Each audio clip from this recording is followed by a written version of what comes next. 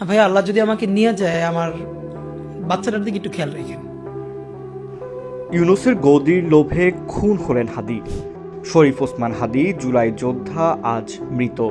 ঘাতকের bullet কেড়ে নিয়েছে তার প্রাণ। কিন্তু এই হত্যার দায় ডক্টর ইউনূস, তার আইন উপদেষ্টা আর স্বরাষ্ট্র উপদেষ্টার। হাদি মনে করতেন নির্বাচন হতে হবে, তাই সেও প্রস্তুত হচ্ছিলেন নির্বাচনের জন্য। আর সেই নির্বাচনী প্রচারণা কাল হয়ে উঠল তার জীবনের। ইউনূস চায় নির্বাচনকে বানচাল করার অজুহাত, আর হাদির খুন তার বানচাল করার প্রথম চাল। কারণ হাদি খুন হলে বিএনপিকে প্রশ্নবিদ্ধ করা যাবে, তোলা যাবে নির্বাচনের পরিবেশের অজুহাত, আর সেই অজুহাত দেখিয়ে তারেক রহমানকে ঠেকিয়ে রাখা যাবে।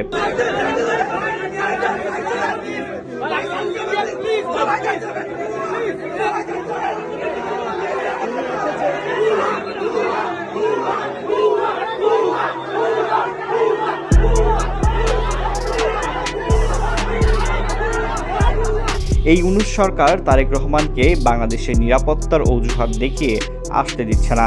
এখন হাদির মৃত্যু দিয়ে বাংলাদেশ যে একটা অনিরাপদ দেশ তা সহজেই প্রমাণ করা যাবে এখানে নির্বাচনের পরিবেশ নেই।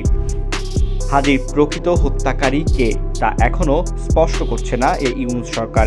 এই ফয়সালকে অস্ত্র হাতে গ্রেফতারের পর তার কেন জামিন দিলেন ইউনূসের আইন উপদেষ্টা আসিফ নজরুল?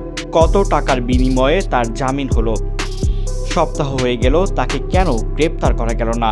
বলা হচ্ছে সে ভারতে পালিয়ে গেছে।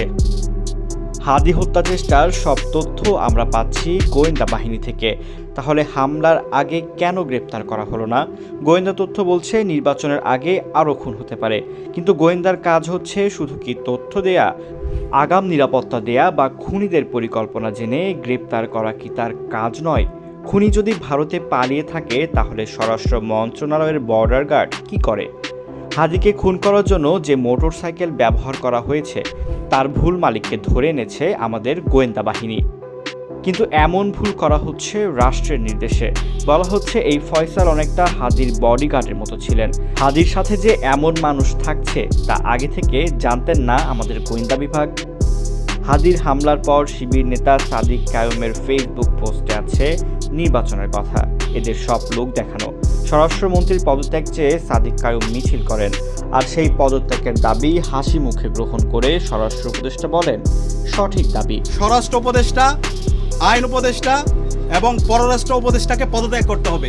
আমি যে কথা বলছে তার প্রতিটা দাবি যৌক্তিক। এরা এমন নির্লজ্জ। হাদির মৃত্যু এদের ক্ষমতায় থাকার জ্বালানি। এই সরকার এনসিপি নেতাদের নিরাপত্তা দেন, কিন্তু সৎ হাদিকে নিরাপত্তা দেন না। জুলাই বিক্রি করে হাসনাত সার্জিসদের বুলেট প্রুফ গাড়ি হয়, নিরাপত্তার জন্য কয়েকশো মোটরসাইকেল হয়, কিন্তু হাদি রিকশা করে প্রচারণা করেন আর গুলি খান। কারণ এই হাদির মৃত্যু ইউনূসের গদিতে থাকার রসদ যোগায়। এই হত্যার প্রকৃত খুনি ইউনূস, আসিফ নজরুল আর স্বরাষ্ট্র উপদেষ্টা।